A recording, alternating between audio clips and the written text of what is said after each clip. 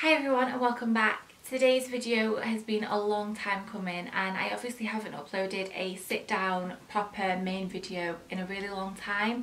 I uploaded a weekly vlog on Sunday and I mentioned in that I wanted to kind of let you all know where I've been and update you on what's been going on recently before I started filming proper videos again. So I didn't want to sit here and do a Primark haul when I feel like there's an elephant in the room, if you will. It just felt like I just needed to sit and talk to you all and let you all know a bit about where I've been and how I've been feeling recently. And at this present moment in time as I'm filming this, I have no idea what I'm going to call this video. I just know that I want to sit and talk to you all. So obviously I had my surgery in December and since then I've decided to come off my depression and anxiety medication. So I was taking fluoxetine every day. I started like a year ago, maybe longer than that, on 40 milligrams, went down to 20. I started on 20, went up to 40, came back down to 20, and then eventually was on 10 milligrams a day. And I decided in December that I wanted to come off that medication because, not because I was like, okay, I've had surgery now, I'm cured, I'm going to be happy for the rest of my life, because I'm not that naive, but because I'd kind of forgotten what it felt like not to be on them. And I just wanted to see if I was on such a small dose anyway, and I just wanted to see how I managed without them, if I could cope without them. And I've been fine. I have been getting up in the mornings, I have been happy, and I've had the odd day where I've been miserable and sad and annoyed or more anxious than usual, but I think that's not completely normal. I'm a human being. But I've not been in like, I hadn't been in like a stupor like I'd known when I first got diagnosed with depression. I was getting up, I was doing things, I was filling my days with working and seeing people, seeing friends, going out, being more sociable, tidying the house, cleaning the house, getting stuff done. And I'd noticed a real difference in myself, and I was so proud of myself that I was being able to be that person and not be on the medication as well. And obviously medication works in different ways for everybody, and I'm not saying that if you're on it, come off it because it's amazing. I'm not saying that at all, but my experience is I found that the decision I made to come off my medication worked for me, and I was being able to live my life without being on those drugs and doing it quite well. Obviously my situation is completely different now than what it was when I first got diagnosed with depression. We moved area, I'm not in work anymore, everything's changed, we're back near family, and I'm just a lot happier. So that was that. And then one thing that I did notice, that since coming off my medication, that when I did have a day where I was feeling a bit naughty or not as chirpy as the day before, I started getting really paranoid that the medication was working on a level where it was burying my depression and like keeping it at bay. I've then come off them and I'm now slowly but surely gonna be depressed again.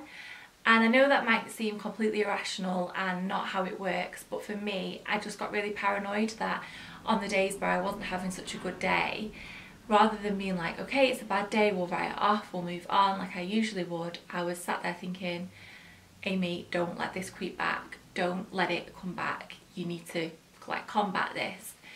And it's pretty scary when like you're having those thoughts and you're having to really try and control the way that you feel. Even yesterday I was having a really miserable day and I said to Tom, I feel like I could just sit here and cry and I have no reason for it, I have no idea why.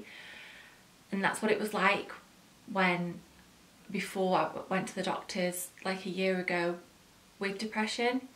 And what I've come to notice and realise, and a lot of you are going to probably laugh and snigger that have more experience with this or have dealt with it for longer than I have, is that it's never going to go away, it's always going to be there. And that has been a really hard pill to swallow, excuse the pun. it's always going to be lurking in the background. I think I have that kind of mental state that is open to it, and we all have in some way, but I think because I've been there and I've been so low, that it's almost easier for me to recognise when I'm getting back into that state. And at the beginning of March, as a lot of you probably know, we lost my granddad. He had been battling with dementia for a few years, and we knew that it was around the corner. We spent the first week in March by his side every single day, and he passed away on the 5th. And for me, that was obviously a really, really hard and sad time, because even though we knew that it was coming and that it was happening, it doesn't make it any easier. And I'm really good at kind of burying my feelings and like pushing them all the way down, and then one day it all kind of like exploding and coming back to hit me in the face, and I realise how I actually feel. So with, obviously that was such like a kind of a big horrible time, and those couple of weeks afterwards, without going into too much detail, were really hard, really emotional.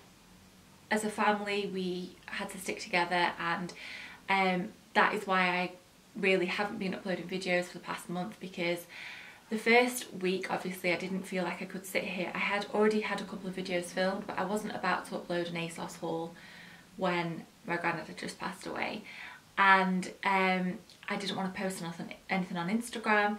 And the longer I stayed off social media and the longer that I didn't upload for or film for, the harder it got, which is why today I kind of feel like I can start breathing again properly, because I've done it. I've sat here, I'm filming, and I've done it basically. It's, you know, I've taken that kind of leap and got back into the swing of things, and I just didn't feel like I really wanted to do anything. And I've been putting my energy into the house, so we have been redecorating downstairs. You'll have seen it in my vlog, and also I've been posting little bits here and there recently, and I just, that's all I've been doing. I've been spending time with my family and sorting the house out basically. I'd worked out we'd been here for about a year, and there's still so much left to do, and I just was kind of like, right, this is it now. I'm getting tired of this. We need to sort out what we need to sort out and get on with it.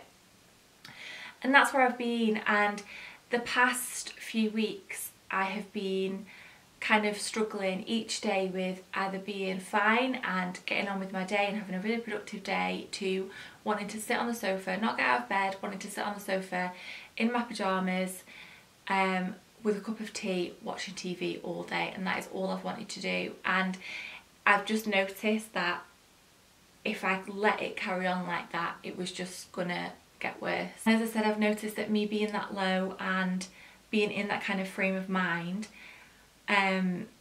is something that is always going to be there, and I think because I've experienced it, it's heightened in me to realise when it's happening. I said to Tom yesterday that I was having a miserable day and that I wanted to sit there and cry, and that I was really scared that it was crawling back and that it was going to get to a point where I didn't have control over it. And I honestly have not much advice for any of you that might be going through the same thing. I feel like it's really easy to put a label on something like depression, but it means so many different things to so many different people, and we all experience it in a different way at different levels. And all I've been trying to do is really focus on the positives and the happy thoughts. And I know that sounds really cringy, and if I was watching someone saying that when I was feeling low, I probably would be sat there rolling my eyes right now, but it's true. I've been trying to find one single tiny thing in a day where I felt miserable that has made me feel a little bit better. And I've just tried to focus on myself. So I've washed my hair, I've done a face mask, I've had a bath, I've gone for a walk. Some days when I've not felt like going for a walk, I literally open the window and put my head out of the window and just get some fresh air. And I just think it's important to just kind of like have time for yourself and focus on yourself when you need it. And I know that's easy for me to say because I'm not in work currently, and I have a pretty good life, which kind of makes it more of a bitter pill to swallow, because surely if I've got a good life and I'm really lucky, I should be happy, but it doesn't work like that at all. And yeah, I just wanted to sit here and let you all know that I'm still going through it, and